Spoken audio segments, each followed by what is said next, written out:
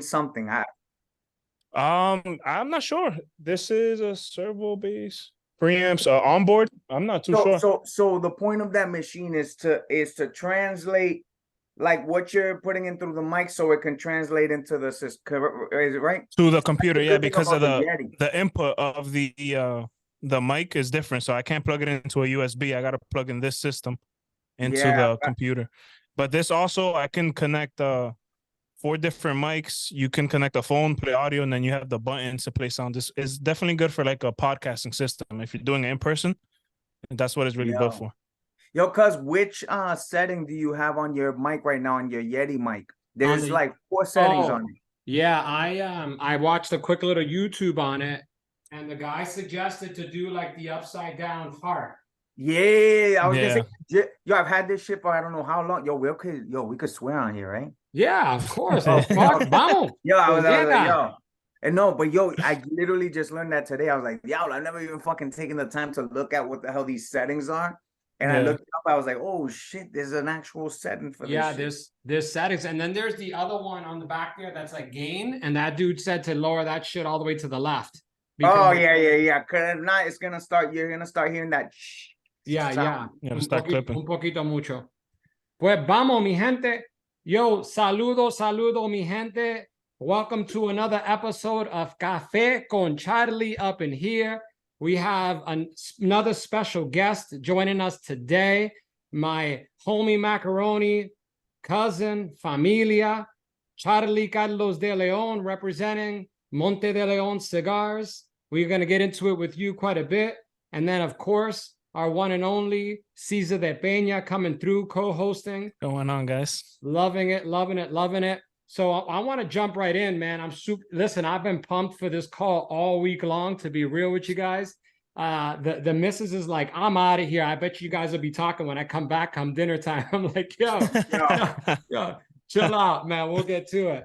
But anyhow, you know, we got a chance to talk shop a little bit earlier in the week, Charlie, but obviously I didn't catch up with you on everything. I do want to spit out really quick kind of what my observations are. Somebody who knows you and has been in and out of your life for what, 40 plus years now at this point.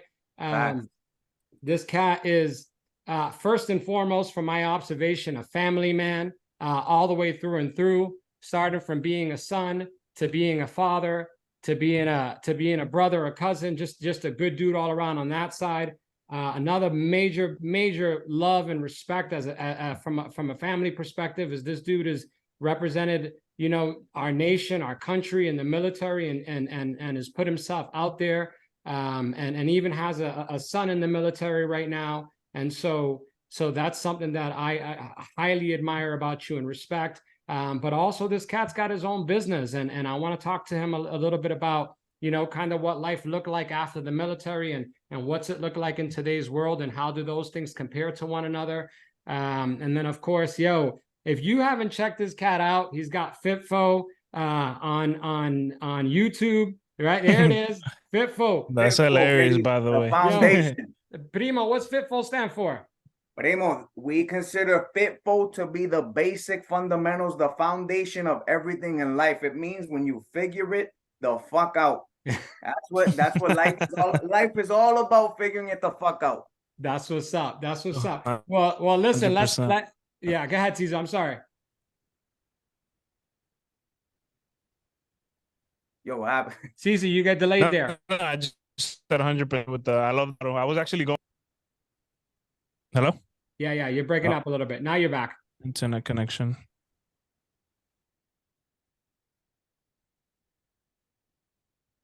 Oh shit! You know what? I've seen this happen before. What is it?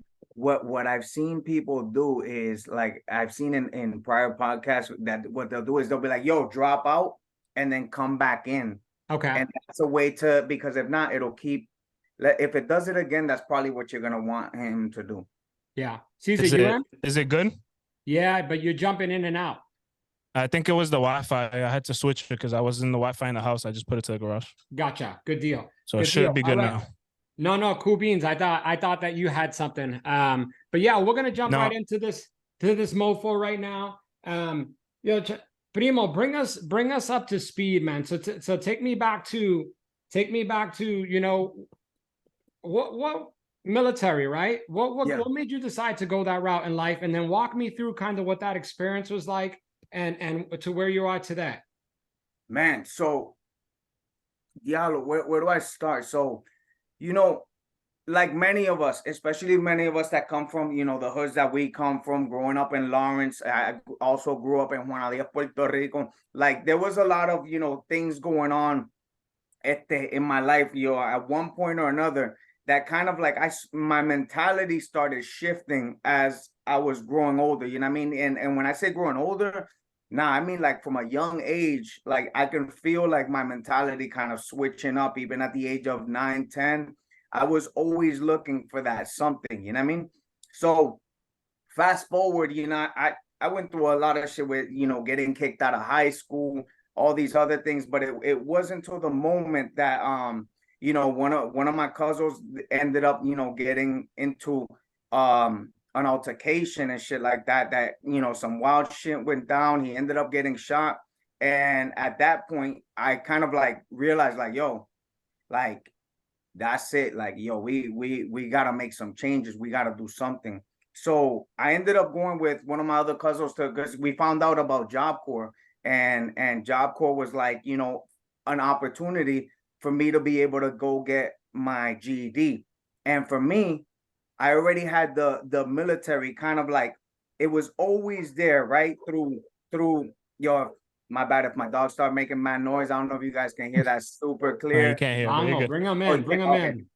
So, como te digo, the military thing has always been on my mind, which, it kind of plays into today, because I think about when I was young, one of my cousins used to come visit us up in Mass when we were little kids, and he would be talking with the adults, but a lot of us young dudes, we'll be sitting back and we'll be watching them and be like, yo, look at this dude, bro. Look at how, and that shit kind of really stuck to me. You know what I mean? Like, I was like, yeah, like I want that shit. You know what I mean? So fast forward, I ended up joining Job Corps. At this point, I wasn't 100% certain that I was going to join the military. It was just kind of, it was there off and on in my mind. Well, when I was in Job Corps, man, I ended up having an electrical wiring instructor. Yo, is the dog man loud? No, you can't hear not at all. You're good. How good this mic is?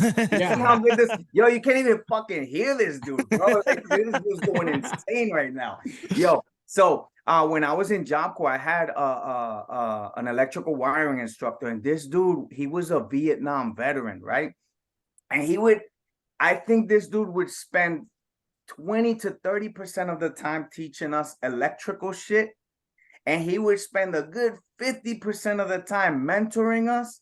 And then that other small percent, he would spend talking about stories about the military and always saying, yeah, you don't want to fucking join the army. Listen, I went through, hey, let me tell you guys a story about what happened to me. And he kept on. And as he would tell those stories, I was like, yeah, that's exactly what the fuck I want right there. So as soon as I got the GED, I got all that stuff and I was ready to go, man. I raised the right hand. Let's fucking go. And I ended up joining the army.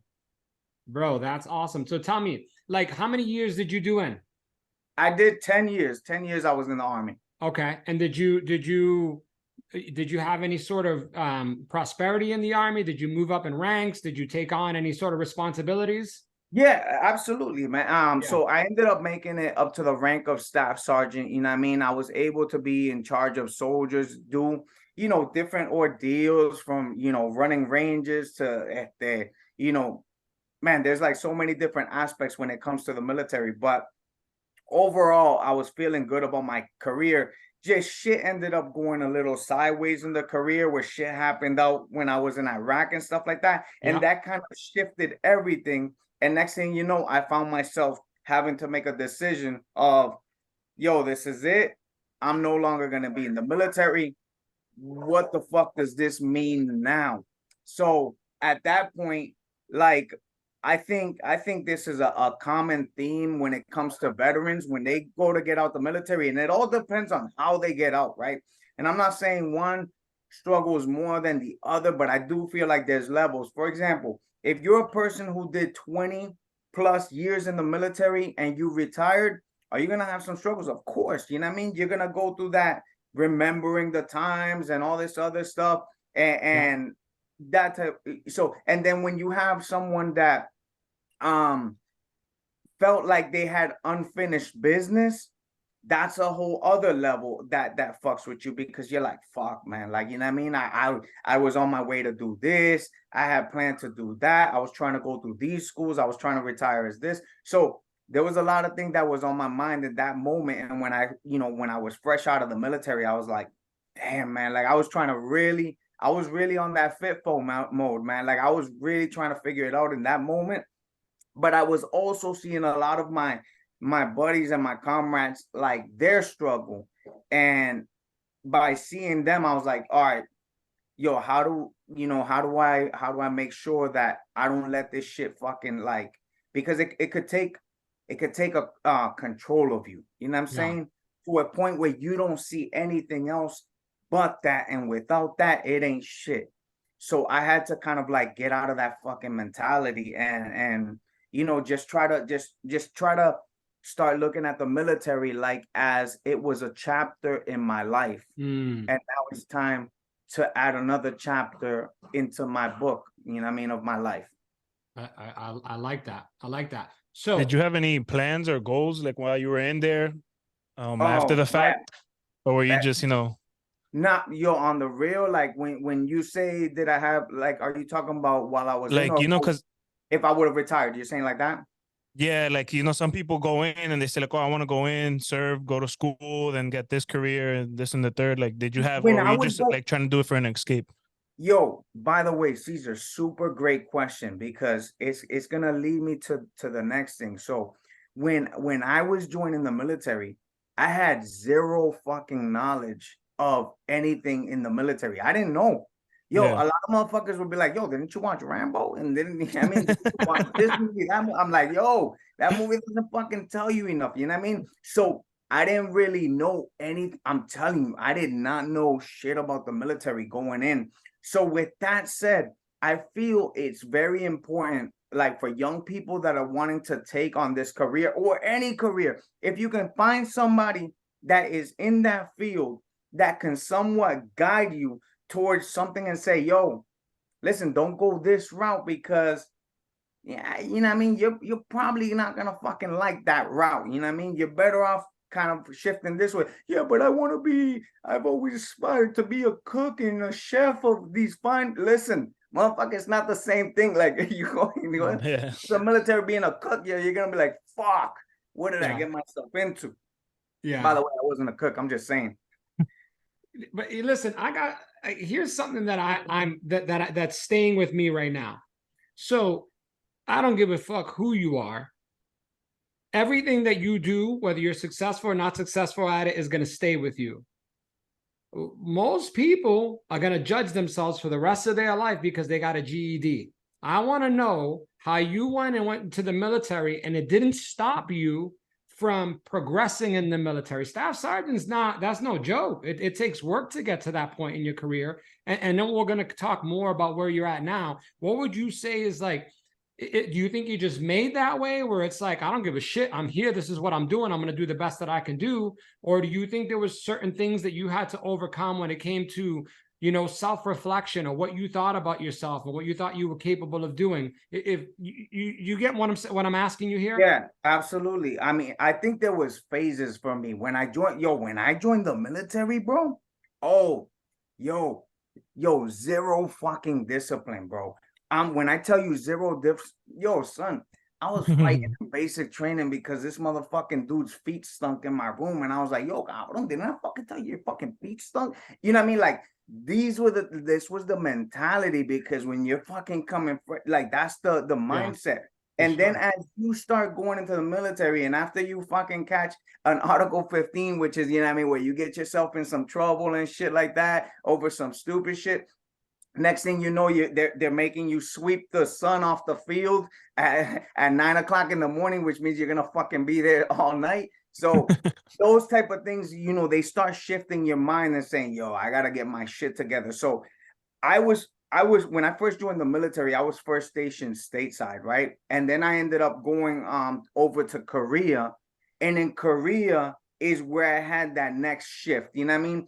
And you know what? I'll back up a little. In all honesty, the real shift for me, like where my mentality shifted, was on 9/11. I joined the army in the year 2000. So in that year, the year 2000, I was fucking hard-headed. I didn't give a fuck. I had these super wild fucking things. I was like, yo, when I get out, I'm gonna go do. I don't even want to tell you what job I said I was gonna do, because then fuck around, somebody listening does that job. What's wrong? Yeah. No. It's all good. Ballet Parker. I'm just saying, there's nothing wrong with it. But I, in my mind, thought that meant something super big. You know what I mean? Yeah. But yeah, so when 9/11 happened, bro, that shit shifted everything. As you know, that shit put everybody on freeze mode in the country, and it all of a sudden, it's that fight or flight mode. That's what it felt like in that moment. It was like, at the end of that day on 9/11, I'll never forget, bro. We had a formation, an end of the day formation, where they get accountability and everything, get everybody to attention, you know what I mean? Salute and all. But bro, I remember that day, yo, everybody was locked and fucking cocked. Like, yo, like they were like, let's fucking get it, son. Like it was like that mode right there. And that shit fired me up. You know what I mean? That shit. So from there, I ended up going to Korea, and then I continuously shifted. I just went maturing as I was in the military, gaining more ranks, doing different things, experiencing different schools.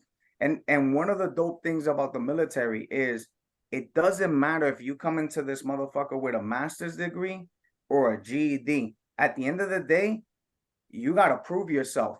You gotta fucking prove yourself on out here. You gotta prove yourself with the men. You gotta prove yourself in leadership. You gotta be able to fucking follow and what you call it, just fucking pay attention to detail. Like there's a lot of things that have nothing to do with master's degree. It's all about fucking common sense and basic fundamentals. Ooh, what's that? What do we have here? Ya lo mala mía que my bartending. There you go. There you go. Epa. An old fashioned and a martini glass. And a martini glass. Seriously, bro, with a skull on it. Talk about, yo, look at this. Yepa. Yo, we're gonna call this one Cocktails with Charlie. Bro, yep. I wish I could, man, but I still got what? We got 30 days. 75. We got like. Oh, yo, you guys are doing that. Yeah, we got a few. That's a very good thing. 30 days left, right? Yeah. A good 30 days left. Next time she can make one for us too. Yo, as soon as you talked about it, which by the way, I don't know how long I've been telling you this, Charlie, right? Yeah. And Caesar, this obviously applies to you too. But I tell you guys that people watch you guys. And even though they don't make any comment, or they might not be, where they're subscribed to your video and all this other stuff, which by the way, cabrón, den la mierda ya, subscribe to the fucking video, hit like, you know what I mean? It ain't gonna take away from yo, matter of fact, right now, take a second, subscribe to the channel, and hit fucking like, you know what I mean? Show love. But when it comes to people paying attention, that's exactly what's happened over time. And it's like a weird, I don't know how to explain it. It's like a weird accountability thing, right? Like I'll fucking randomly run up across your page and you'll be fucking out there running. And I'll be like, God damn, I just had a double honey bun sandwich. I feel like shit right now, yo. Yeah, I gotta get the fuck up and go get it in, bro. You know what I mean? So, I give you guys props for that. Much love. To let you know that's the energy and you told me the same. Like it's like it's weird. Because we can't see it, but that energy is out there. Yeah. No, that's what's up. I love that. And you know what? And I told you, like I told you last time, I appreciate you sharing that, because it's nice to hear it from time to time. It reaffirms that the energy spent is energy worth being spent. Ultimately, I don't know, I'm pretty sure I speak for Caesar. I'm pretty sure I speak for you as well when it comes to when we put ourselves out there to preach, for a lack of a better word, is because bro, I could have ended up in so many fucked up situations in my life if there wasn't one or two people who told me to lift my head and look at them in the eye when I shook their hand, who told me they believed in me, who maybe showed up at my basketball game. Those little small things, man, can take you from being, you know, yo, people like us, like we make one or two choices. But I know that either choice we make, whether it's going to be bad or whether it's going to be good, we're going to try to be the best at it. And bro, if I'd have gone bad, I'm gonna tell you it's gonna be bad because I'm all in. You know what I'm saying? It's crazy the amount of those small things that like you're talking about the handshake, the simple stuff you do. Matter of fact, I had told your brother Danny, right? I told him one day, this was just a few years back, because I knew he didn't remember. And I said, yo, you know what's funny, bro? I was like, you know, one of the memories that sticks out for me in my head, bro?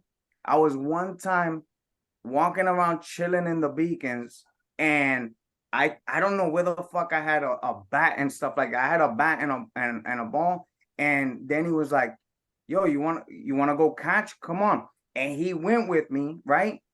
And bro, and he did that shit with me for like, I don't know how long, but for me, in my mind, it was long enough to be impactful today on some fucking, I don't know how many years later. Like, you know what I mean? You're talking, that shit was back when I was like probably 9, 10 years old, you know what I mean? And now I'm fucking 43. So 30, you know what I mean? 30 plus years ago. Yeah.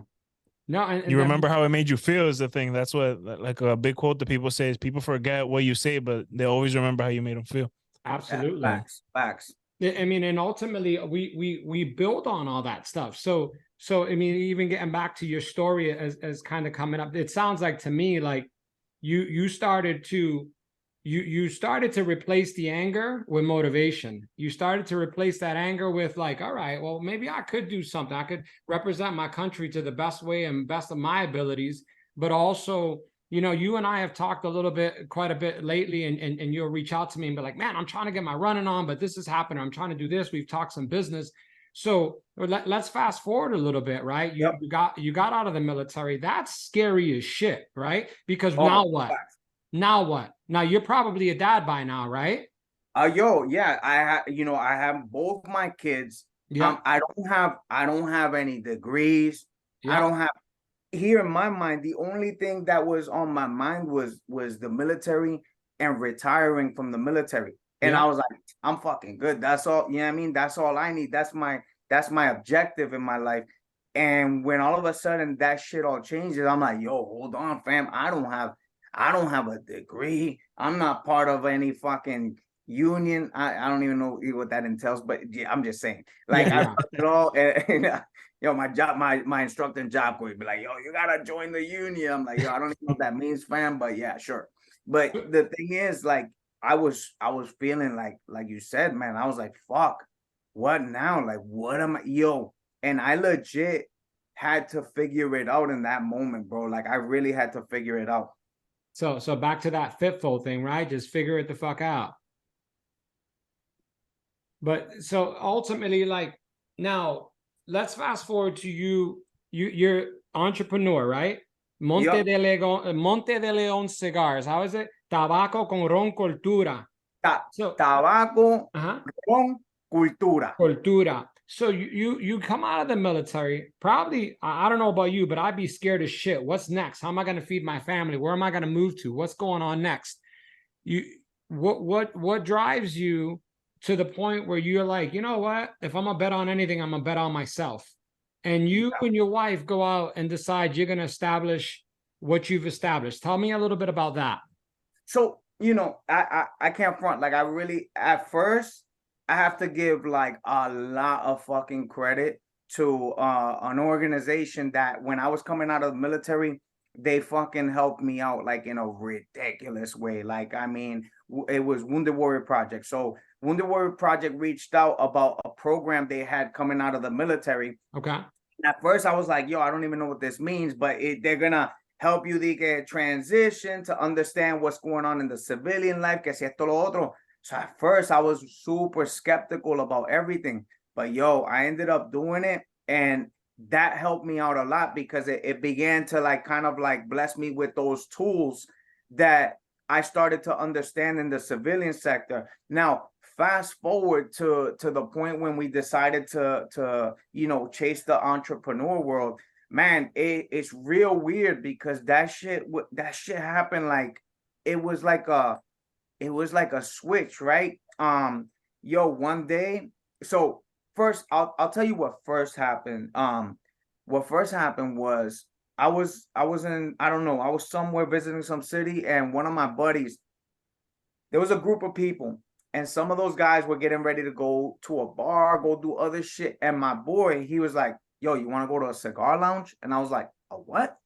He's like, "A cigar lounge." I was like, "I don't even know what that means, bro, but you know what I mean? It sounds like we're gonna be smoking cigars. Let's go." So we get into this cigar lounge, right? And I immediately start like observing everybody that's in there, and we're chilling, chopping it up and talking. But the whole time I'm like, yo, not one fucking fight has broken out in this piece.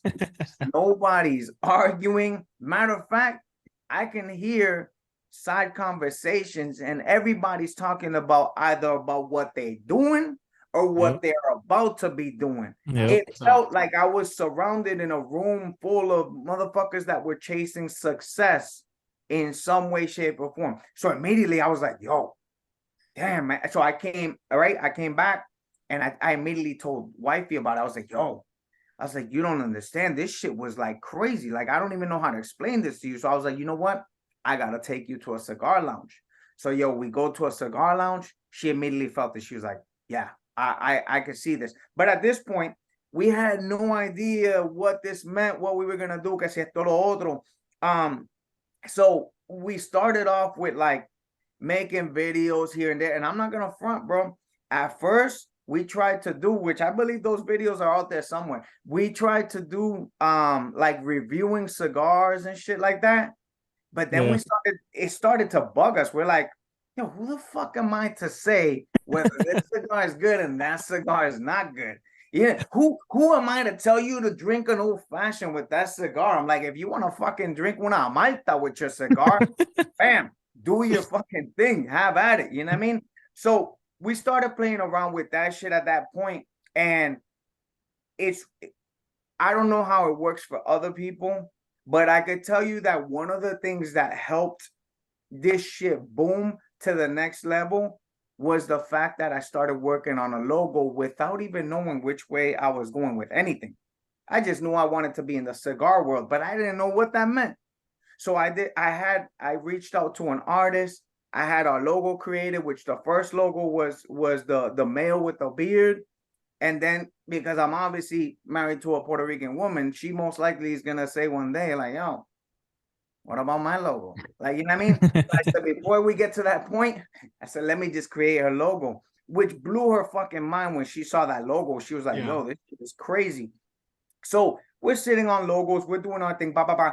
And then one day we had gone to Orlando, and we were literally walking like in an outside mall. And I saw a kiosk, bro. Kiosk, like the ones they sell the fucking cheap sunglasses at and shit like that. Yeah. Type of kiosk. I saw that, and it was like, yo, we should get a fucking trailer.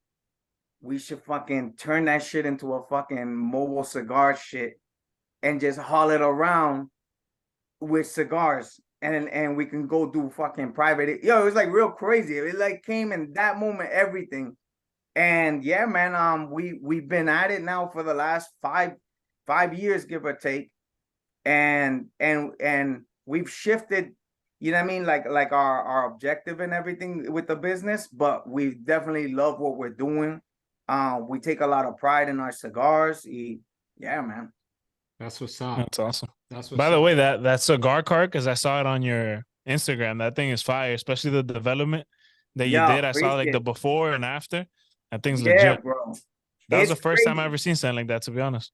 Yeah, if you would have seen this thing from what it looked like in the beginning, there is no way in hell that you could have imagined something like this turning into that. I literally connected. So I have a boy, right? That one of my cousins, shout out to JP and Sandy in Georgia. So they were the ones like, yo, there's this dude, he moved to from Puerto Rico after Hurricane Maria, que se esto, lo otro, and he's a dope ass carpenter. You know, you can talk to him about your idea, blah, blah, blah. So yo, I chopped it up with homie, and then he was like, bueno, he's like, if you help me, he was like, we'll get this done. Yo, and I came to him, bro, with paper, like, yo, this is what I picture. This has to be like this. I need this amount of space. Yo. And yo, next thing you know, I was driving every day for 3 hours from my house to Ludowici, Georgia. And yo, get in there like at 7 in the morning. So I leave here like at 4 in the morning, get there, drink a fucking cup of coffee when I got there, and we'd rock and roll all the way to like nighttime. Come home and do it again the next day. That's dedication right there. That's that. Yeah. Listen, that's what it takes though to get to that level. 100%. And I want to jump back on something right quick. You talked about, because in business, a lot of times, especially in the field that I'm in, they'll be like, yo, you need to get out there and start talking business. Forget about your logo. Don't be worried about that. I totally disagree with that shit. I disagree with it 100%. Like you broke down a second ago that you here's my belief. Like you see my logo right behind me right here. Boom. When I first got that logo done, and the first minute I put that shit out in public, bro, los nervios were through the roof. Like, who the fuck do you think you are? Right? When I got t-shirts, when I did all of that. Bro, if you can't visualize the success in your future, that shit ain't gonna happen. You gotta visualize where you're going. You have to see it, and you gotta see it so strongly that nothing can get in the way. And I think the fact that you went out and said, yo, put this logo together, says to, you know, it said to yourself and to everybody around you that you weren't playing. And that shit, and look at where I mean, you got a brand now, homie. You guys are a brand. Yo, and it's crazy, right? If people ever take a look at our logo, you're like, yo, we got insane amount of compliments from the jump. They were like, yo, son, like this fucking logo is. So guess what? Now I've created a logo that we have to live up to, right? Because now we created a dope ass logo. We're like, oh shit, we can't fail that logo. Nadie lo manda to make a dope ass logo like that. Now you better fucking live up to that logo. So, you know, that logo pushed us. The logo legit pushed us to want to be better in this game. Something as simple as a logo, huh? Isn't that crazy? It makes you feel legit though. It like gives you something to aspire towards. And it made motherfuckers nervous. Like, listen, I don't get super competitive. You know, that's not my thing. But I can tell it made other motherfuckers in the industry, so to speak, to be like, yo, who are y'all? Like, what's going, like, where y'all coming from? Blah, blah, blah. And it's like, oh, you must be asking because you saw that dope ass logo that looks like we've been rocking since the 1800s. I love it. I love it. That's what's up. And we got quite a bit more that I got for you on your business, but I do want to ask you this. What do you tell somebody right now? What do you tell that cat right now, or that young lady, or that grown up that's like, yo, I'm gonna hit the refresh button. I'm gonna start this shit. I'm tired of telling myself no. I'm tired of going to the 9 to 5 every fucking day, and I hate my life. And come Sunday, after I drank away the pain Friday and Saturday, I still hate the situation. I'm dreading Monday. What do you tell somebody because it's scary to go off on your own. It's scary to start your own stuff. It's scary to start your own business. It's scary to do a lot of shit in this life. But what would your 2 cents be to somebody who they know that if they don't try this, they're going to live with regret? Yeah. So what would you give them for advice? Yo, I would say number 1, make sure you're passionate about whatever it is you're getting into. That's number 1, because my number 2 would be the whole niche thing, being authentic and everything like that. Mm-hmm. But if you're passionate, that authenticity is going to show. Yeah. You know what I mean? Nobody's going to be able to do what you're doing, how you do it, because you are your own person. And when it comes to everything else, and this is off of what we've learned over time, is know your level. Know your level. Like, you know, it's like living outside of your means. It's no different in a business. You got to be careful to not live outside your means in a business, right? It's okay to you know, be chasing it, be having these goals and everything, but be careful to not fucking, next thing you know, go for broke, you know, and now what do you have? You know what I mean? So you have to kind of be what do you call it? Just strategic. Strategic in a way to understand your level. Yes, maybe try to chase the level, you know, 1, 2, 3 levels above you, but be careful you don't try to chase 10 levels, and then next thing you know, it was too much for you to be able to handle at your level. That's right.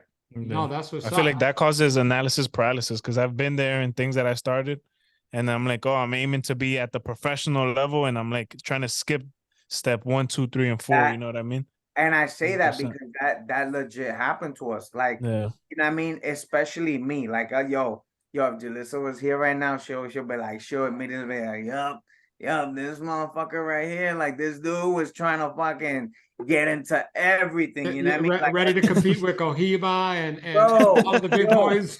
I was making insane fucking because in the beginning with our trailer, we used to have other people's cigars. That was how we started. We started in our trailer with other people's cigars, right?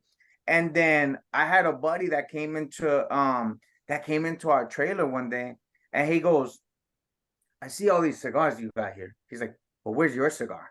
And I was like, oh yeah, we don't have our cigar. And I'm gonna tell you why we didn't have our cigar at the time. You see, I've learned some things in this industry, bro. No, and it doesn't happen with everybody, but I promise you, 80 to 90% of the people in whatever industry you're chasing, 80 to 90% of the people ain't gonna want to fucking give you shit. They're not gonna want to give you no information. The opposite, they're gonna want to steer you completely away from your objective because they look at you as possible competition for them in the future. So they're not gonna want to tell you everything. You know what I'm saying? So this buddy of mine, he came into the trailer. He's like, "Yo, where's your cigar?" He's like, "Because I see the dope ass logos that I can see on a cigar, but I don't see your cigar." And I was like, "Nah, you know, we just, you know, that's our brand, blah blah blah. But you know, these are the cigars we have." He was like, "Yo," he was like, "Fam, like." Do you have these people's phone number in your back pocket? Like, do they be called the people that own these brands? Do they be hitting you up? Do they be saying thank you and all this shit? I'm like, nah, I don't even know those people. He's like, well, fuck, you got these cigars, bro. Get your own shit, bro. And at the time, I looked at it again, going back to the whole people steering you wrong. At the time, I started asking questions, and I had somebody that was like, another cigar person. He's like, it's impossible. If you ain't at the $1 million mark and up, you ain't gonna be able to fucking start your own cigar. So I looked at it, I was like, oh shit, this impossible. I'm not gonna be able to fucking, you know, do this shit. But then as I continued to do my research and meeting other folks, I started to realize, like, nah, hold on. Actually, we can do this. You know what I mean? So and that's how we pretty much were able to start our own brand of MonteDeLeon cigars. That's what's up. That's awesome. You just kept on asking the question, right? Listen, you don't ask a question one time, get a no, and then that's it. You just got to rephrase the damn question until you get your yes. You just keep asking the damn questions until you get the yes that you're looking for. You might have to do some extra legwork. You might have to make a few extra phone calls or make a few extra connections, but ultimately you just keep asking the damn questions until you get to where you're trying to go. Facts, man. Yeah, and I'm grateful we did it that way because you know that was part of those moments where we were living above the levels because now we're investing into all these brands to have in this trailer, and it's like, yo, like, what are we doing here? Like, we need to calm this shit down. But that was all part of, and at the Fitful, you know what I mean, and that was a way of us, you know, getting to the point where we're at now, which, you know, we're nowhere close to being where we envision ourselves, but we're definitely happy, like, as far as how far we've come. And when we look back at the grind, we're like, yo, I can't believe we fucking gotten to this point right now. You know what I mean? Yeah, it's amazing when you look back. We had a convo the other day, and you were making me roll, dude. That shit was funny. But if you don't mind sharing, we talked a little bit about that you might be pivoting a little bit, right? Yeah. Right. You're pivoting a little bit. Saw that the trailer, you're going to move on from the trailer. I want before you. I was about to ask about that too. Yeah. So, and my bad, C's, I didn't. So no, good, perfect time, man. It doesn't matter. Yeah, before you break down to me kind of what you're going to do, there was actually, you know what? Why don't you just tell me what you're pivoting to, and then hopefully I won't forget. But there's an important part of that conversation that we had. Let me just spit it out real quick. You said, you know what? Fuck it. That ain't gonna work because I'm no longer wanting to go in that direction. I'm gonna go in this direction because it seems like a better opportunity for me. And at the end of the day, if I need to go back to that, then I'll just start the shit again. I've done it before, right? Boom. So a lot of people would be like, man, what the fuck? You start a business and you're gonna let go of your baby. They get stuck in that, right? It's almost like getting, because it's a direct representation of you, because you're like, well, I did this, so if I let this go, then everybody can judge me. You're the opposite. You're like, nah, fuck that. I'm gonna go in this direction, and if I need to switch back, then I'll do that. I want to know where that confidence comes from. How, like, where do you get that internal confidence to say this little thing right here, and I don't mean little in that sense, I mean little in the sense of just asking this question, that is working right now, that everybody from the outside looking in can be like, yo, DeLeon is successful. He's got his podcast. He's got his thing. You could stay with that. Don't ever put yourself out there again. But you're saying, nah, I'm going to go try this. Tell me where that confidence comes from. Yo, so, all right. So I'm not gonna front, like, this was a lot like the military aspect of things. Remember how we were talking about earlier about, yo, this is all you've known right now, and you've seen yourself grow inside this military, and all of a sudden you're no longer not gonna have that, and you're like, fuck, what am I gonna do now? Like, now I'm nervous. Now it's the same thing with the trailer, man. Like, we saw the trailer built from the bottom up, and when it came time to that decision, we just kind of realized, like, you know, you're a runner. You know, runners sometimes get that what's that shit called, the where you hit the wall? The wall. You hit the wall. Yeah. You hit the wall. Bonking, they call it sometimes. Yeah, so that's pretty much what happened. We're getting events, we're doing things because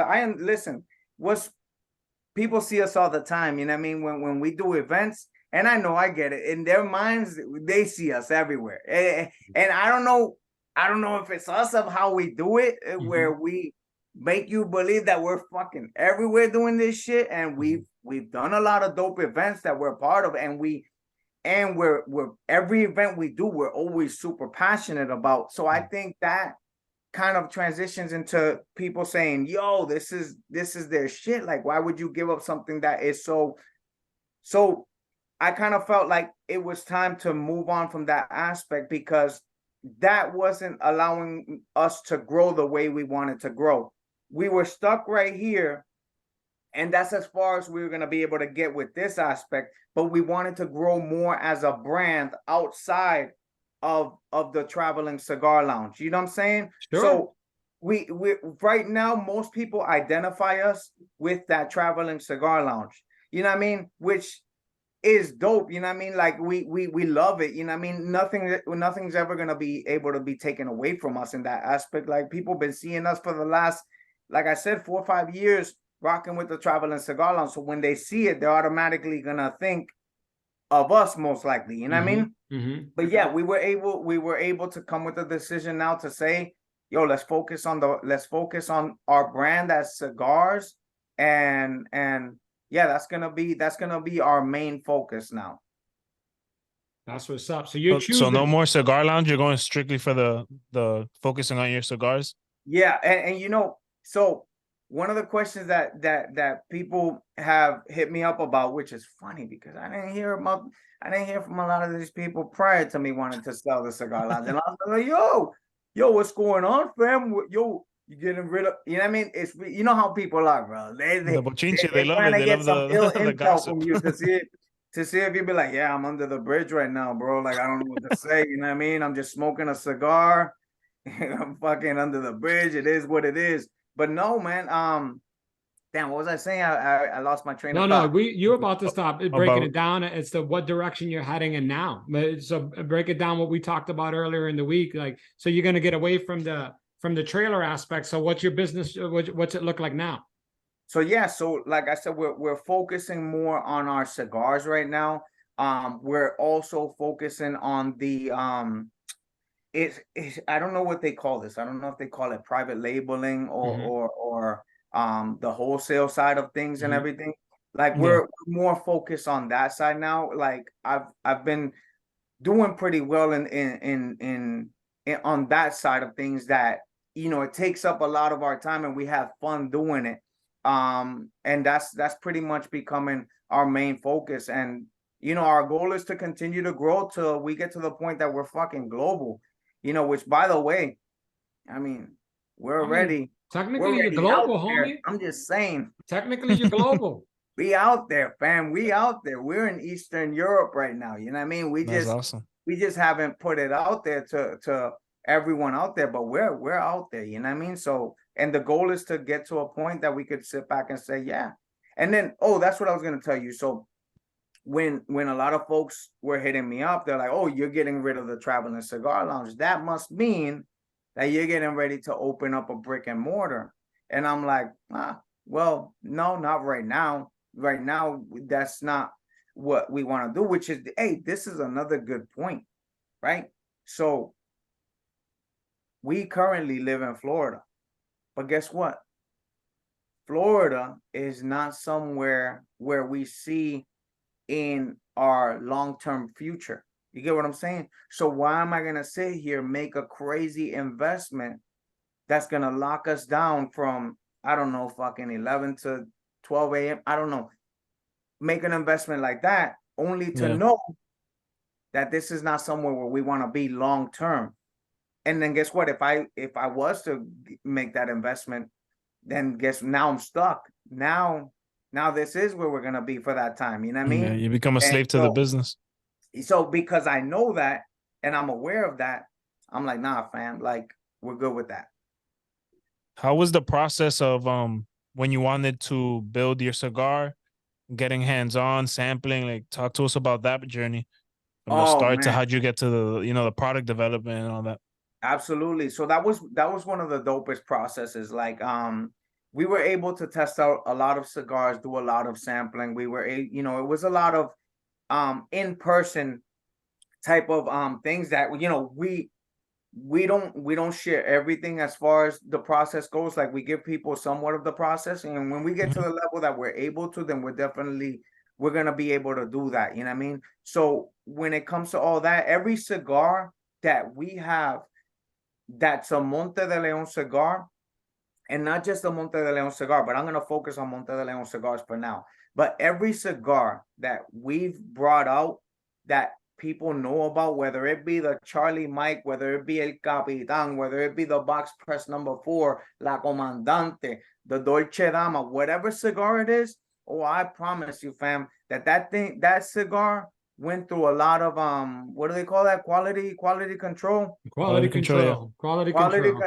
And sometimes I OD in that level, right? Like, the whole never get high on your own supply. I fuck that rule up because I stay smoking these shits. I'm constantly getting in trouble. She's like, why you keep smoking? Can't fuck. I'm like, fam, how else are we supposed to let people know how good these cigars are if we're not gonna fucking smoke them? And not vice versa, but additional to our cigars, we do the same thing when somebody wants to create their own brand of cigars. Listen up. If somebody's out there, whether it be a company, a corporation, an organization, whatever it may be, you hit us up that you want your own cigar, I fucking promise you, we can get this motherfucker from 0 to 100 and super quality from picking your cigar, making sure that I fucking send you the cigar so you can sample them out and be like, this is the cigar we want, to getting you your own fucking custom designed band at a high level, bro. I'm telling you, it's high level bands. Like, we don't fuck around. You know what I mean? We look like an insane small company, but we know what the fuck we're doing. And when it comes to the artwork, I don't fuck around either. Like, I make sure, because I understand that those cigars, though they are your cigars, I understand that those cigars represent us, you know what I mean, to a certain extent. So we take a lot of pride in that aspect as well. For sure. Caesar, have you ever gotten an order from him in the mail? No, definitely got to do that. Oh, That's we'll on the list for sure. I'm we'll make that. gonna place an order. You know what? Sample some stuff. I'll commit to it right now. I'm gonna have you send me. I'll hit you up. Send me an order. He's gonna be here when we finish 75 hard for my full distance Ironman. Caesar's gonna be here, so that's what I'm gonna do. The minute I finish that Ironman, is we're gonna spark up one of your. So I'll let you know what to send me. We'll give him a try. Right? We'll do a nice little review from the. Oh yeah, listen. That's Café con Charlie review. There you go. That's the beauty. Yeah, cigars. Make sure mine's a little bit on the milder side after an Ironman. What I'm durmiendo and shit with the cigars. Not a problem. Matter of fact, the one I'm smoking right now, this is a Capitan. Yeah. A Churchill, and it's a Connecticut, super mild cigar. You know what I mean? Yeah. It's very on the mild side. But listen, the person who maybe, like you just said, 0 to 100, we all in will do it. Like, is there a minimum? Is there a minimum that they can they can get custom? Like, you're not gonna make 5 of them custom for somebody. No, right? yeah, absolutely not. Absolutely. Tell me what the minimum, maximum looks like, and then what's the turnaround time? We deal with serious people, you know, when it comes to this game, because of the fact that we love quality. Absolutely. So when it comes, yeah, I'm good on my drink. Hey, bro, I'll come say hi real quick. Don't look like shit. I'll be more. Hey, so what I was gonna say? What was I saying? What was I? About the minimum order and stuff like that. So the minimum order. So these are things that we would talk about, because I would let them know, everything starts first with the bands, right? The bands is the number one thing. Before we start talking about all these cigars and everything like that, let's talk about your band. I know I have a pretty wide variety of cigars that, you know what I mean, I guarantee you're gonna love 1 or fucking 10 of these that you're gonna be like, yeah, we want these. So the cigar part, nosotros lo tenemos mangado, and we understand that our cigars that we deal with is 100% quality cigars de Nicaragua. That's number one. When it comes to the bands, well, that most of the time those bands come about 5,000 minimum, right? People order 5,000 bands, and then it allows them to create packs. In some cases, some people create 5 packs. It just depends on the company and what they want to invest in, right? I had some companies kind of like us. We would do the black I'm trying to see if there's one around here right now. But it's like these black bags. They're sealed bags. We put the cigars in there. We put the Boveda pack inside a stick. You know, if you would have to order the bags, you order the stickers, you order the Boveda packs, whatever you wanted in these cigars, and then at that point, now you have 5 packs that you're able to get out. If you don't want to do the packs and you just want to do your inventory. So now we have 5,000 bands. That doesn't mean you got to order 5,000 cigars from us. No, fam, calm down. You could literally say, yo, you know what? We want to start with 500. Okay, guess what? You order 500. Now you know you still have 4,500 bands. You get what I'm saying? That you can continuously do this, and you know, we'll get you the cigars to you, do all that stuff, and it's on you on that side to make sure you have your cigars where they need to be, whether it be stored in a humidor or you're getting them out quickly to your customers or for your event. That's what's up. I was gonna ask that too. Is that something you guys do? Like, if somebody wanted to host an event and then they wanted to do, for example, like a themed event, they wanted cigars or their own private label stuff. You guys do things like that? So that one's a little tricky, right? So when you're talking about like a smaller scale, like for example, you want your own custom, like band. A one-time thing, for example. I haven't really figured, like, I mean, and I promise you, I'm the fucking type of dude that if somebody was to say, yo, can you find this? Oh yeah, I'm a fucking find it. I'm gonna find it. But for the most part, what I specialize in is you pretty much creating your own brand. You know what I'm saying? That's what we tend to focus on, because all the other stuff, like getting cigars that is I don't know, one of those fucking just married cigar and all that shit, that's I don't know, that's another level. Like, I get you the cigars, but as far as sitting here doing all the work to create the just, you know, It's kind of not worth it for a one-time thing. It's not worth it. Yeah. No, I feel that. That makes sense. Right on. Talk to me about your getting into the brand, the cigar culture, and being like Hispanic, different from the stereotypical person you see smoking cigars. Because one cool thing about that you talked about earlier was your first time at the cigar lounge, which I can relate 100%. Because I remember when I went to my first cigar lounge, I was like, yo, what is this? Like, first of all, I walked in and I seen everyone and I'm like, yeah, I don't fit in here. I'm a younger dude, Hispanic. Like everybody else was, you know, either white, older, you know, I just was like, I don't fit in here. Like, I'm not part of this crowd. But then everybody was so nice. Everybody was so inclusive. They talked about business, how you doing? They asked you questions. I was like, damn, this is a dope vibe. And every time I've been able to go to different cigar lounges, I've had that same experience. Facts. And the cigar lounges are the type of place, yo, I'm telling you, if anybody watching this video right now, if you've never been to a cigar lounge, go to a cigar lounge, because I promise you, if you're a person that don't know shit about cigars, a cigar lounge is where you want to go to, because there's so many people there that want to help. They will answer your questions happily. They're not gonna sit here and be like, oh, we got a newbie in the building. You know what I mean? Like they don't do that shit. You know what I mean? They're very welcoming. Yo, motherfuckers will get up and be like, yo, look, I would recommend this cigar right here. Blah, blah. Like, that's how people get in cigar lounges, man. People are super dope in cigar lounges. I think for the most part, for not 100%, but for the most part, if you want to, if you're a young cat right now and you want to see an example of men behaving like men, with class, with elegance, with sophistication, you go to a nice cigar lounge. That's where it's at. I've been there. It's good conversation, legit. People ain't there to thug out. They ain't there to try to take from nobody. They understand that this life is hard enough as it is. And you know, legit.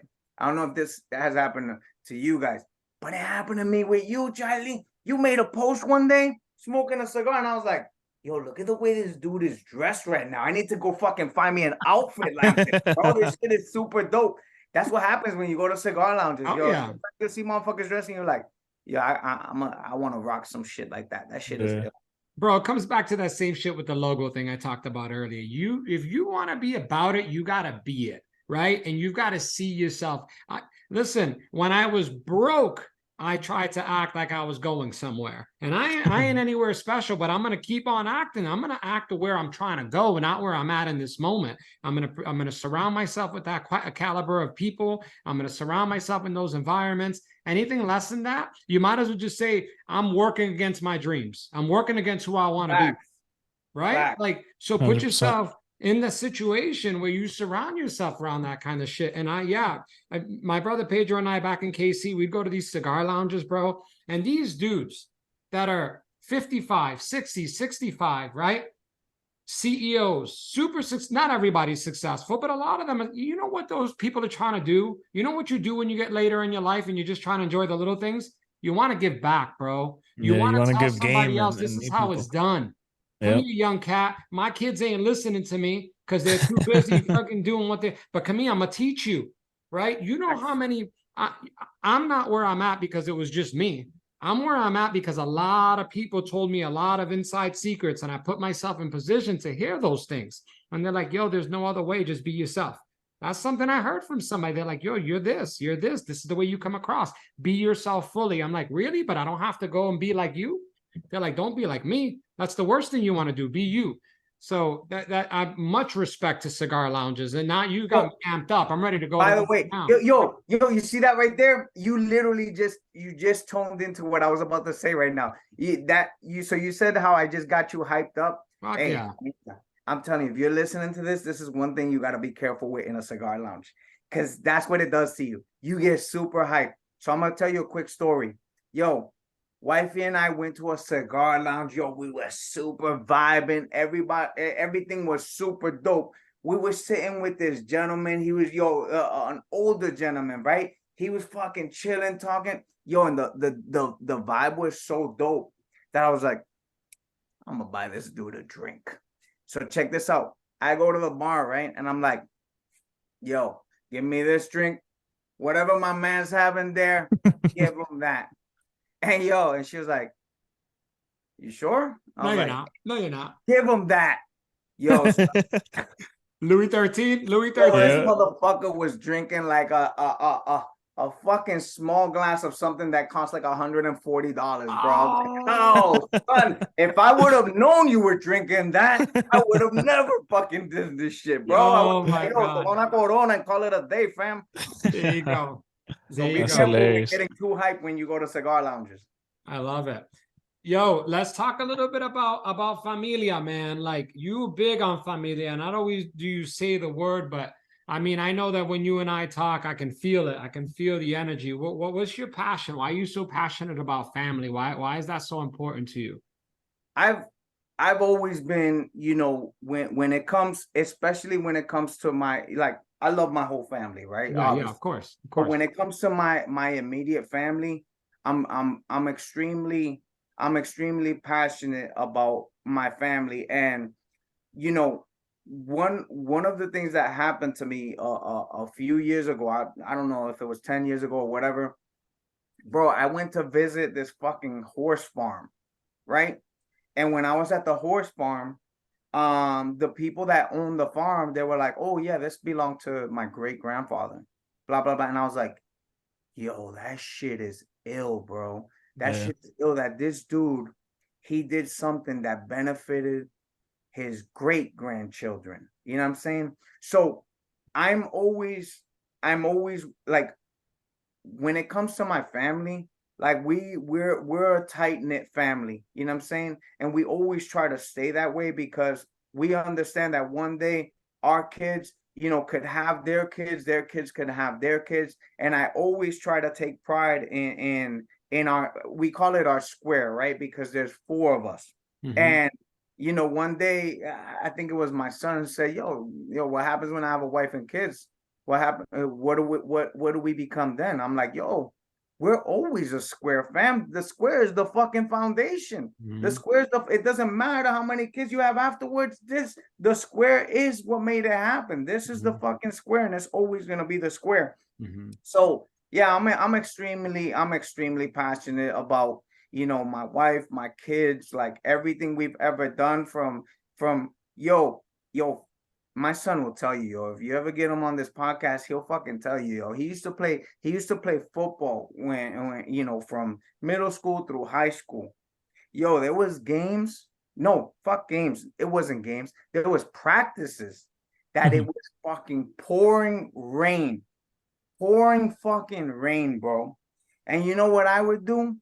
I would just be standing out there watching his practice. Bro, no umbrella. Fucking umbrella, bro, just standing out there, just like, yo. And when shit would suck for him, he would look over my way and I'll be like, and that shit would fire him up. And he talks about that today. He'd be like, yo, that shit, that used to fucking fire me up. Like, just see, because I would be like the only motherfucking dude, the only dad out there that would fucking, and not saying that other dads don't do that, but I'm saying that's how passionate I am about, my family. That's also a good lesson for people, because that just served as a reminder for me, because I'm a father. Like, I have a 2-year-old son. He's about to be 3, but it's the little things, because a lot of times we're so focused on the money, and I want to get him a nicer house where he could have all these more space and stuff, but like the attention that you give your kids is what makes the biggest difference. I was actually reading about that recently, and I didn't even know I was doing this. Like, yeah. I didn't know the impact of this. But every morning before and I still do it today with my daughter, but yo, I would always engage in conversations with my kids, chopping it up about different stuff. And my son, I remember my son being like in the 6th, 7th grade, and I'll be like, yo, I'm just saying, make sure you get this done, because 12th grade is almost here. He'll be like, 12th grade? I'm like, and before you know it, you graduated. Now this motherfucker, you know what I mean? First lieutenant in the army. He's like, damn, Dad, you were fucking right. That shit did roll around fairly quick. You know what I mean? And just having those some of those small moments are those conversations that you're able to fucking chop it up. Because guess what? If you chop it up with your kids early, they're gonna love to chop it up with you as adults. Absolutely. You know what I mean? Yeah. Yeah, and you got to make sure, like for me personally, I think that, you know, I admittedly I raised my daughters You cut out. Oh, am I cut out? Can you hear me? You're back. You're back. Yeah, you're Okay. back. Cut You're out back. real quick. Yeah, my bad. So what I was gonna say is, like, if I speak my own personal journey with my own two kids is, you know, I unfortunately I raised them through the lens of fear, right? And what I mean by that is, there was no Pa Dukes in my life, right? We didn't have that in our household. So my logic was like, there's no way I can have these girls, these two young ladies, experience life the way that I experienced it. So here's how I got to do it. I got to be ruthless. I got to be no shorts. There will be no dating. There will be no restrictions to the nines. And you know, in retrospect, I'm like, well, that slows them down a little bit from being able to be fearless in life and doing their own thing. But watching them now kind of get older, I realized something that, like you said earlier, Caesar, it's like, it's not what you say to people, it's how you make them feel. So regardless of what was coming out of my mouth, these girls knew that dad was always going to be there. They knew that dad was going to fight the good fight. No matter what it took, dad was going to fight. And it's fascinating to watch them as they're older now. I never thought those kids listened to a damn thing I said, bro. And then I watch my daughter now talking to her kids, or at least responding in a conversation. And I'm like, yo, what?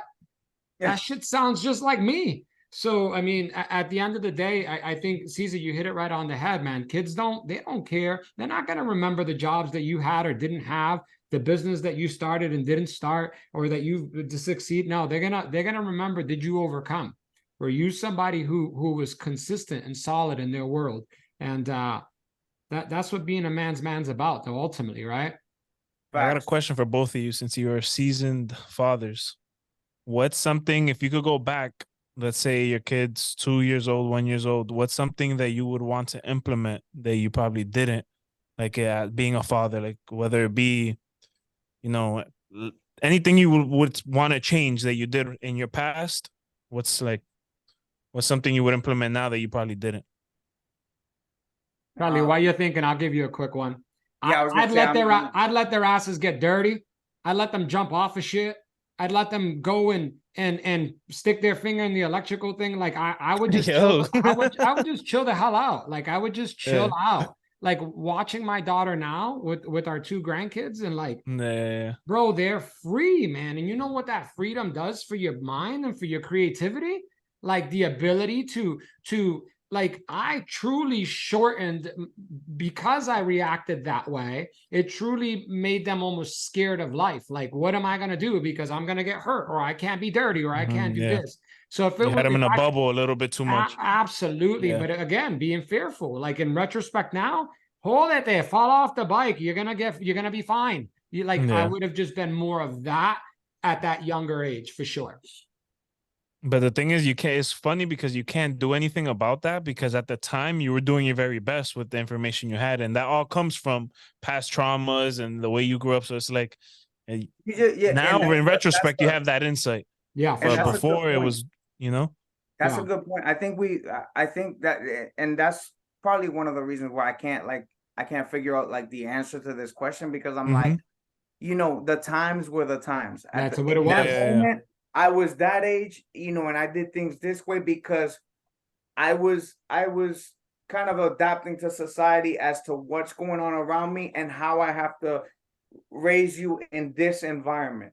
Today, our daughter's a teenager. In today's age, it's different. Now I have to be a completely different way than I was with my son at that age. You know what I mean? Because I have to figure out, all right, I see this shit going this way. This is how we got to do things on this side. You know what I mean? So, as far as like trying to, if I would do things different, like I wasn't perfect at all. Like I promise you, I was not fucking perfect at all.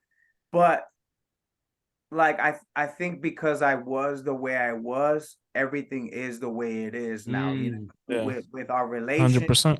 I love that. And to me, that's more valid than anything else. You know what I mean? Yeah. That's like, you know, like my daughter's all about music, right? That's her shit. She loves music. I over here, we 100% support everything she does in music. We'll sit down and we'll be her crowd and be like, yo, play that trumpet, let's hear it. Like, you know what I mean? We'll bug out with it. And same, but what I do, which they'll probably tell you in my house, is that anytime you tell me that you want to do something, I take it to the extreme. I'm telling you, I go extreme mode. Yeah. You tell me you want to skateboard, bro.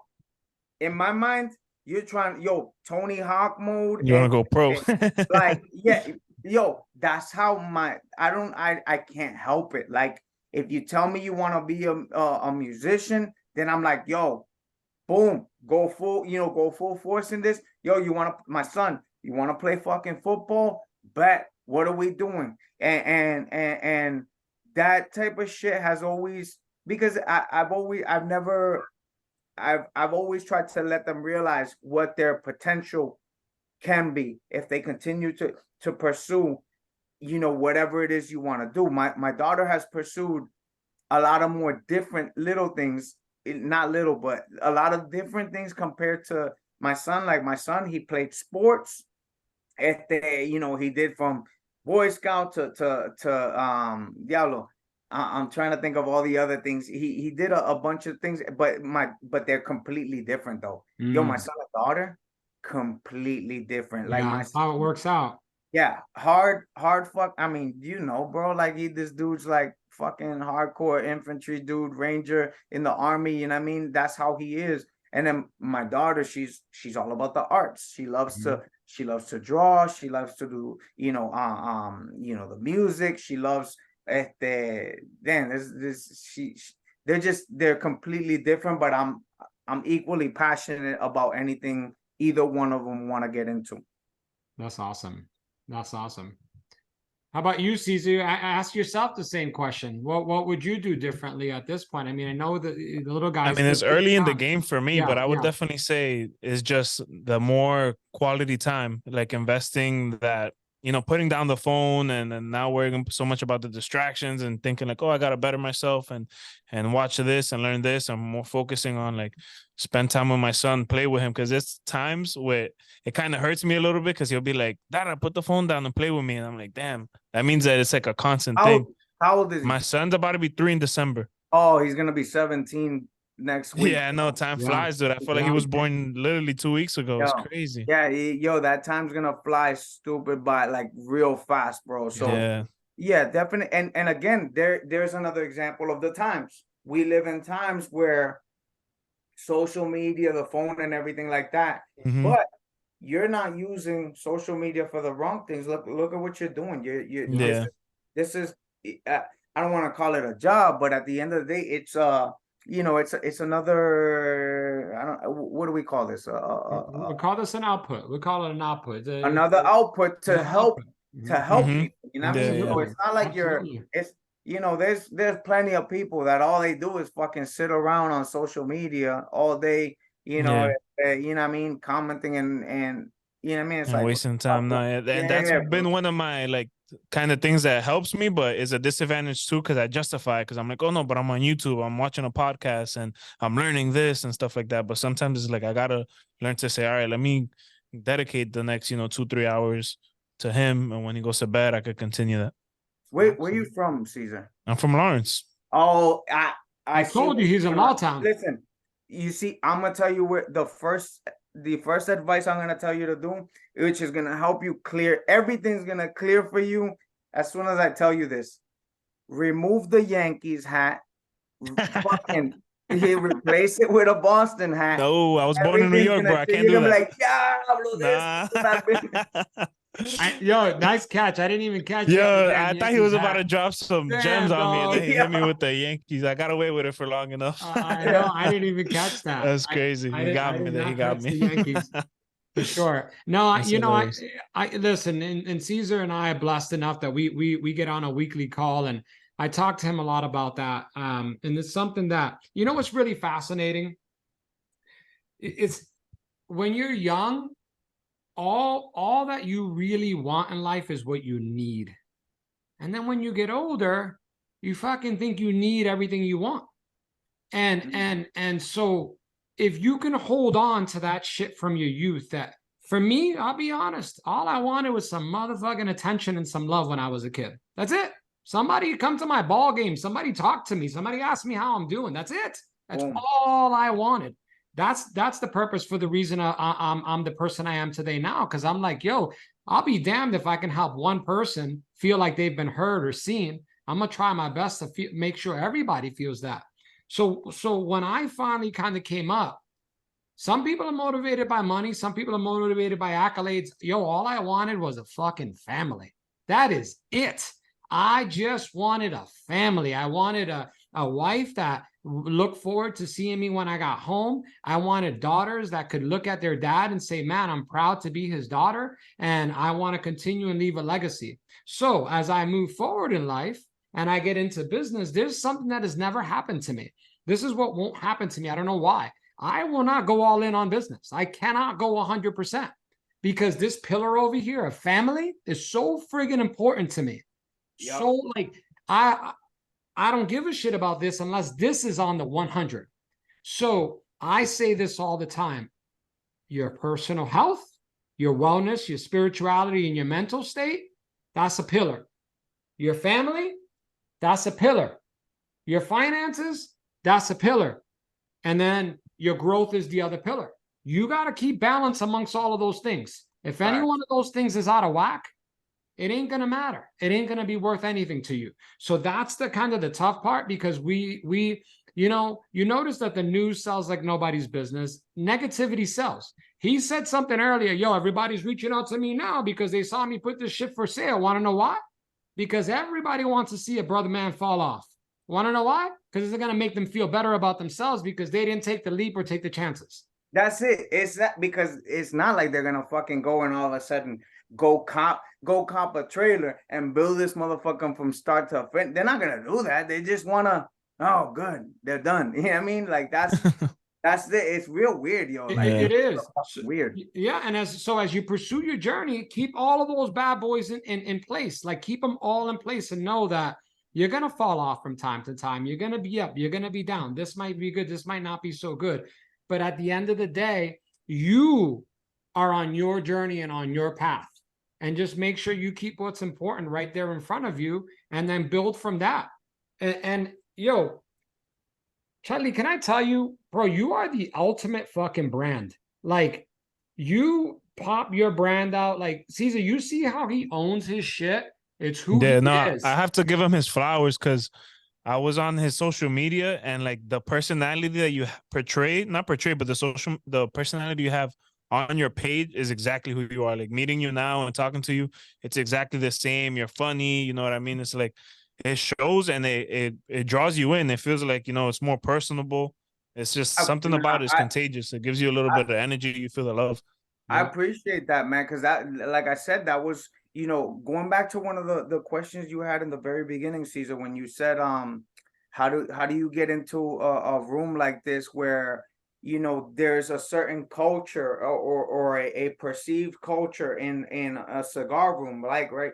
You're usually gonna find, you know, people that are, you know, money people or, you know what I mean, like more sophisticated people, right? Because it has nothing to do with, you know, race, nationality, or anything like that. When it comes to the cigar world, it's a different atmosphere. And you know, in the beginning, we thought that's what we had to do. We're like, yo, we gotta always be dressed up. We gotta always be doing things this way. We gotta learn the terminology and how to, you know, be able to say this about this. And then we're like, yo, it is, you know, that's where I go back to saying, recognizing your level.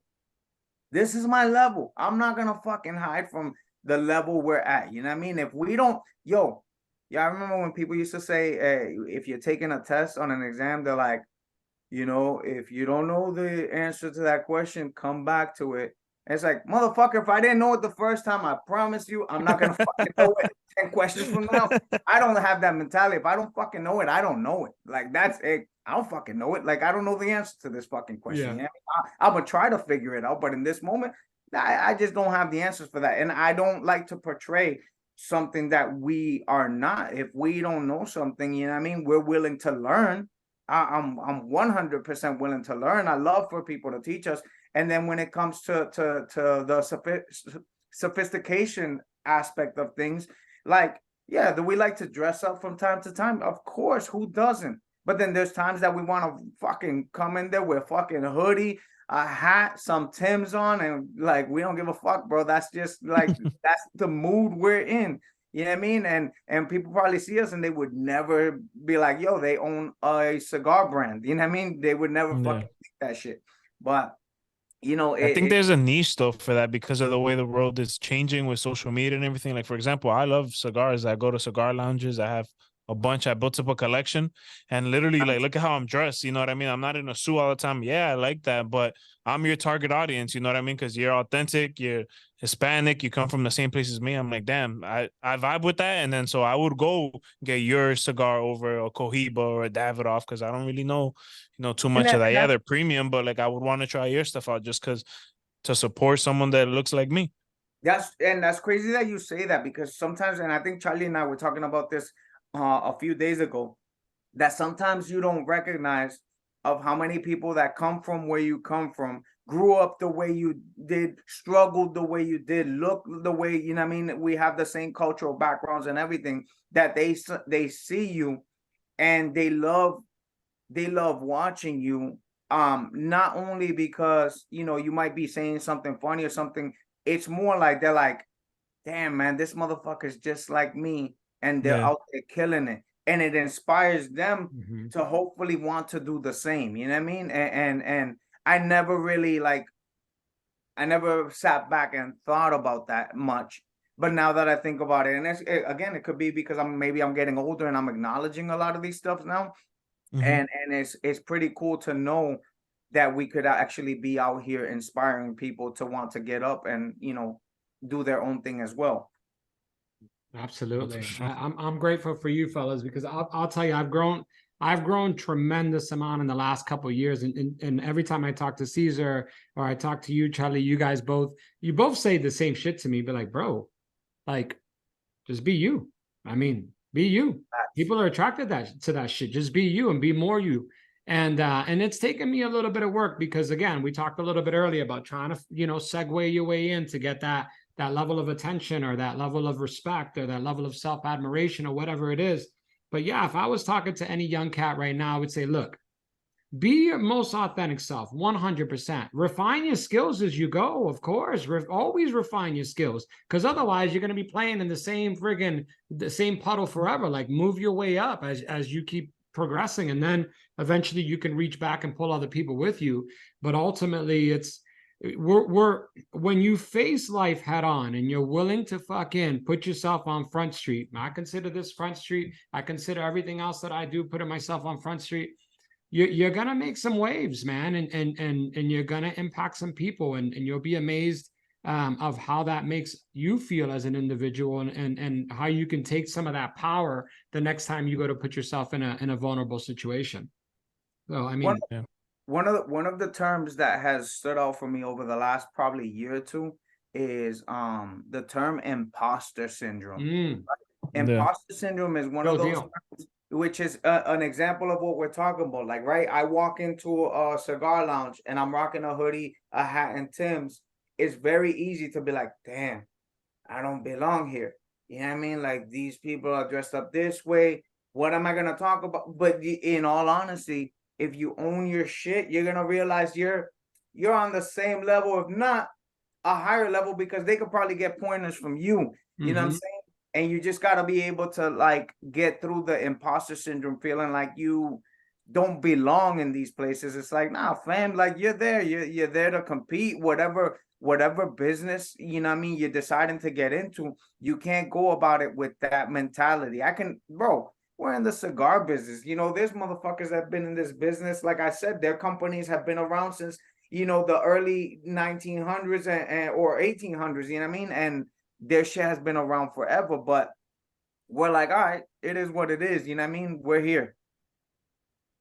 That relates the same exact shit with business, 100%. With every room you step into, with every big decision you make, every single time. The first thing that happened to me, I didn't even know that shit was a real word and syndrome.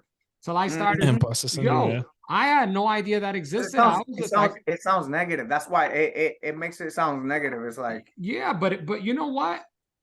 I'll tell you one thing, everybody and their mother has it. Everybody, even a billionaire has it. You don't matter, every time. You ever heard the saying, every level brings a new devil? Yeah. Bro, that's exactly what it is. It's imposter syndrome. It's like, I'm always the guy, and I try not to feel this way right now, but I'm telling you, and by the way, who gives a fuck if this is uncomfortable, right? It's better than doing nothing. But I'm always the guy that wonders, yo, when's this neck going to fall out from underneath me? When am I really going to get figured out? When are people going to be like, ha, you see? Because you know something, right? You know the biggest, most offensive thing you can do if you're a crab in a bucket is try to jump out that motherfucker. That is offensive. To all of the other crabs, how dare you try to jump out? You think you're better than us? You think you're better than us? So believe me, that fear is always there. Is this neck going to drop out from underneath me? Is everybody going to see, nadie te manda, you think you're fancy? Bro, that ain't no way to live life. Do you? Keep going. Who gives a shit? You ever watch, I mean, Charlie was talking earlier about pivoting. Boom. Who cares? You fall back. There's no losing. There's only learning. We just keep it moving. And just keep going from that direction. So that imposter syndrome shit is real. And you know what? Try to surround yourself with people that are outside that fucking crab bucket. That's a big thing. To giving you the hand to be like, yo, you know what? I got you, fam. Let me help you out this fucking bucket right here. You know what I mean?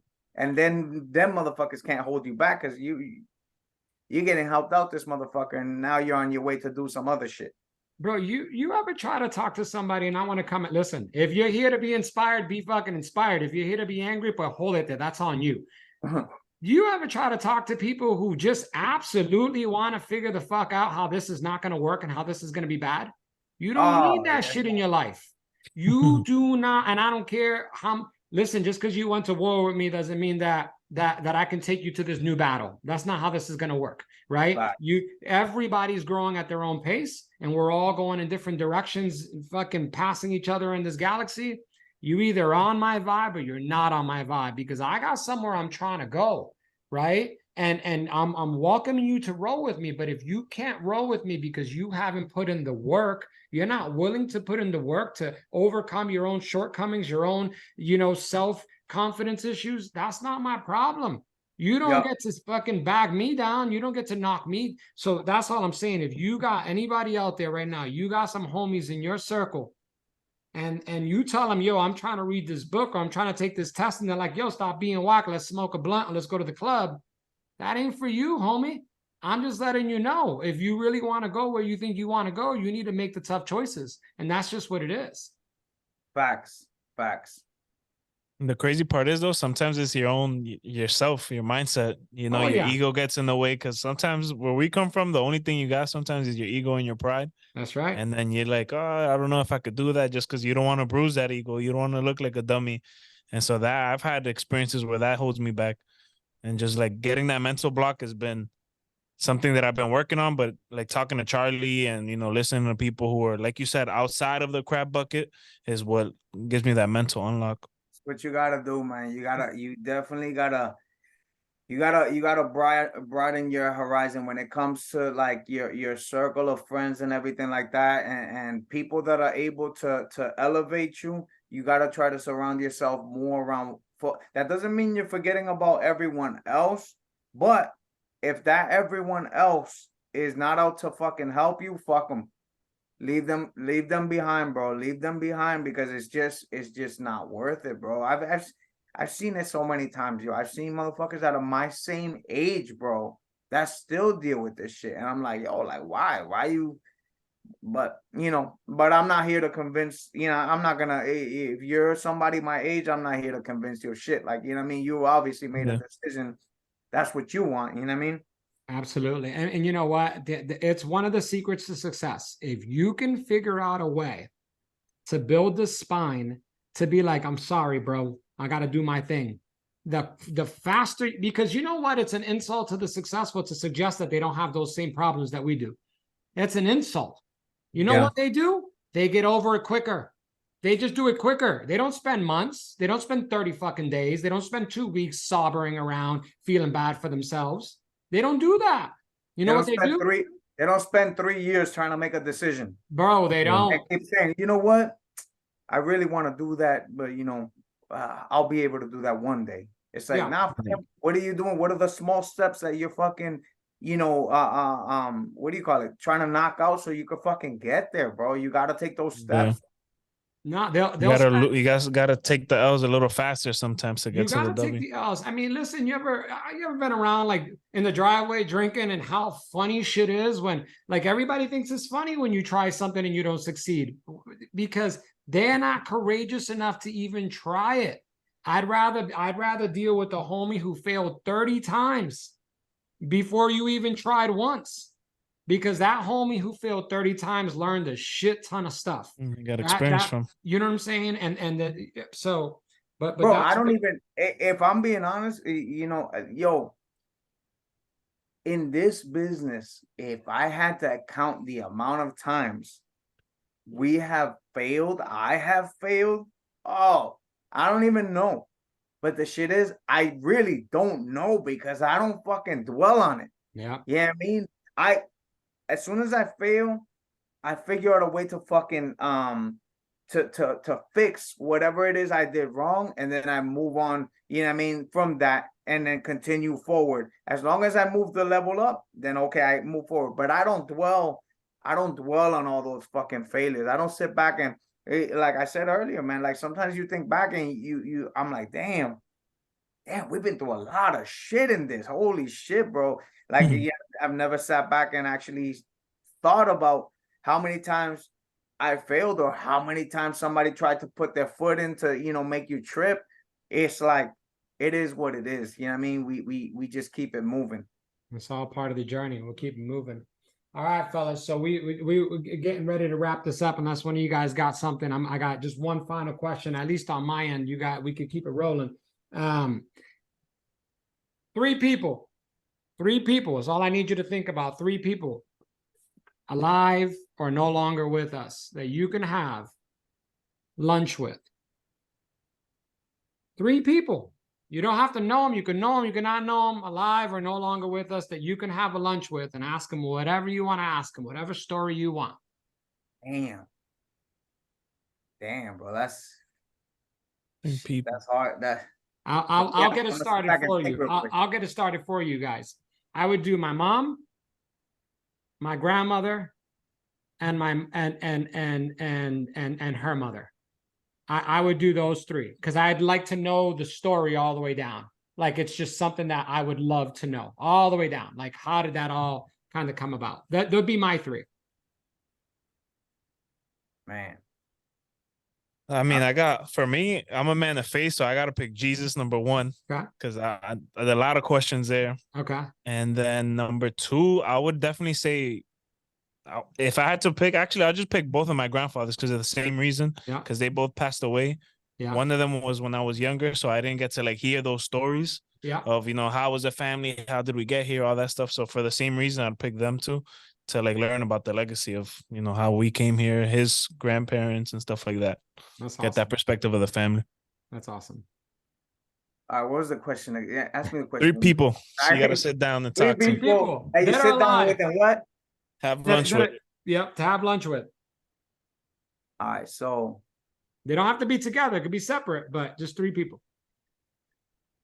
I'm gonna pick my son as one of those people, only because every time we sit down and talk, there's always some progression type stuff, you know what I mean, going with our conversation. So that's number 1. The second is probably gonna be that great grandfather I told you about that owned that horse ranch. Oh, okay. I would wanna chop it up with what that person was thinking. You know what I mean? Like when they did that. Obviously, you know, you kind of know, but you know, I would like to really chop it up with him and to see what he thinks of the fruits of his labor. You know, yo, look at what happens. That way you know, want it to happen. The other person I would want to have a conversation with. Man. That one's difficult, man.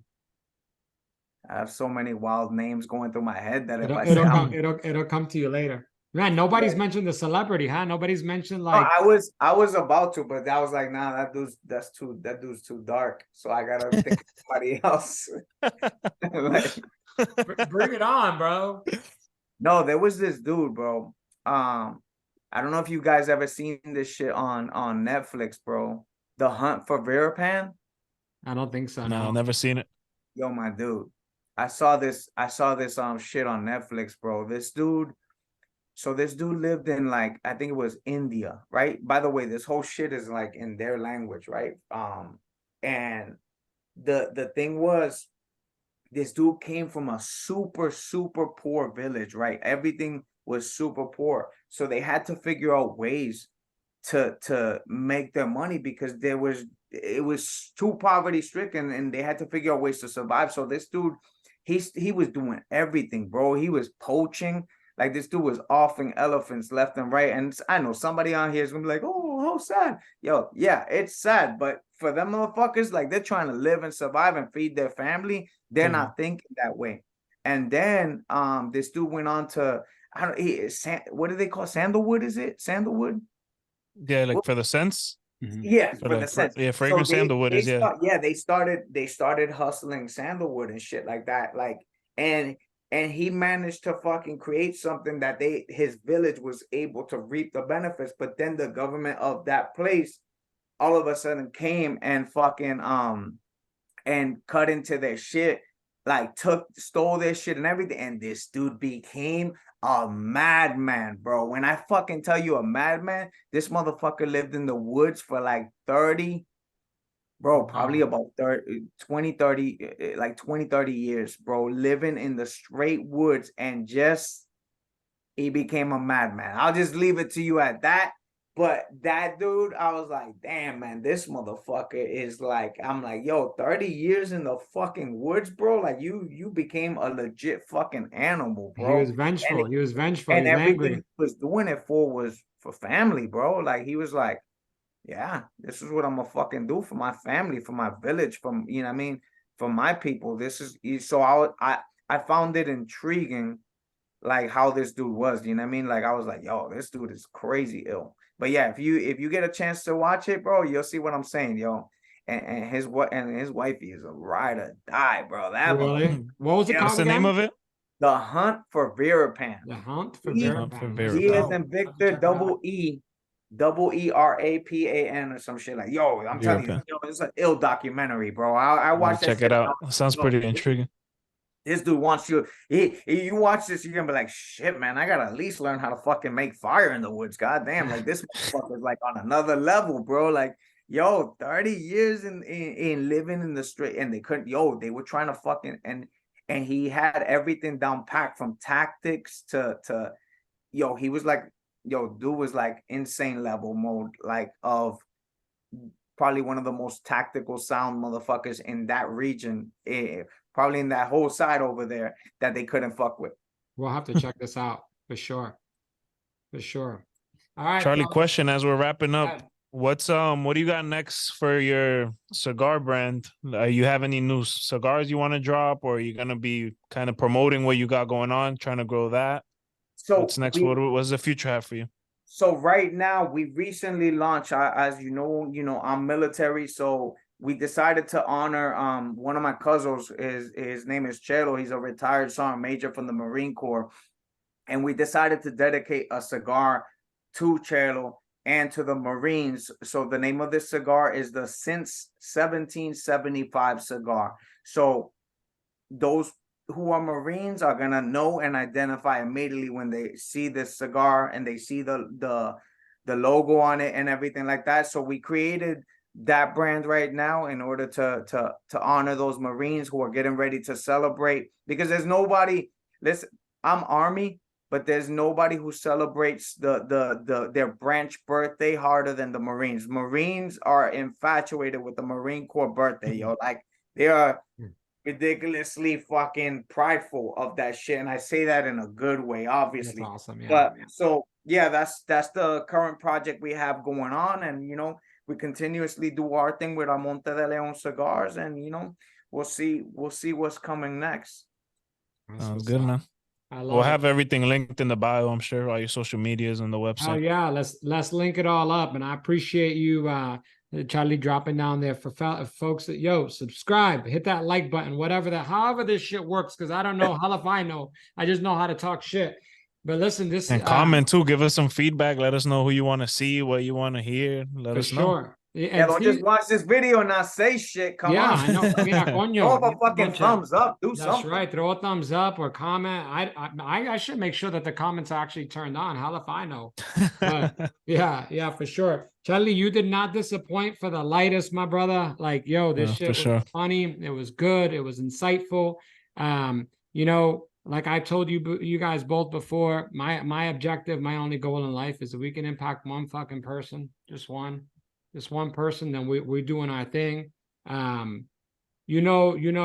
Always a phone call away for me. Ever need any help, anything business, personal, all that good stuff. That's just the way it's got to be. You know what I mean? So we all keep on looking out for each other, nothing but love. And I can't wait to spark up one of your MonteDeLeon cigars. I am gonna get an order for right now. For sure, yeah. Right after this, I'm placing an order. To do this in person. Let's do it. Yeah, we have to. I got all the equipment, so there's no excuses. Listen, mándame. I gotta give you my updated address, but send me a little sample packet, like 5 or something. And hey, last thing, Caesar, pimp out first kind, bro. You don't do a good job. That's my brother stuff. Yeah, we got a drop coming out. Well, tell my me brother about has a clothing line. Yeah.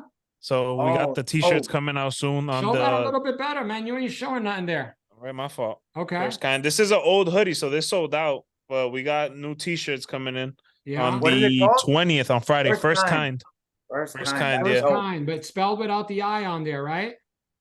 No, it has the I. Oh, it is on there. Okay. Yeah. That's what's up. On the Instagram, I believe it's FRST KND. Okay. You guys are abbreviated without the I's, yeah. Let's do it. So, we're send me doing that. Because I need one of those shirts too. I got you, yeah. I'll send you a care package. There you go. Those are coming out soon. Oh, yeah. That's what's up. All right, let me, all right, hasta la próxima. Let me just pause this right quick. It's a pleasure, guys. All right, dale.